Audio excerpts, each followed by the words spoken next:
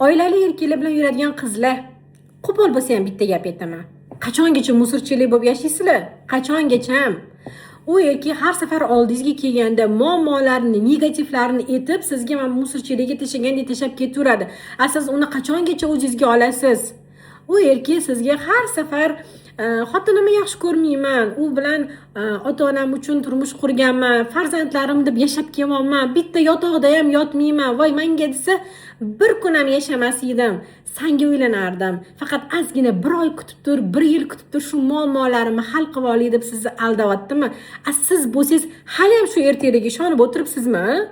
Ishoning, bu erkak hech qachon ayolidan ajrashib sizga kelmaydi. U mazza qilib yashab yuribdi. Hech qaysi erkak na ota-onasi uchun, na farzandlari uchun ayoli bilan yashamaydi. Yaxshi ko'rsagina yashaydi.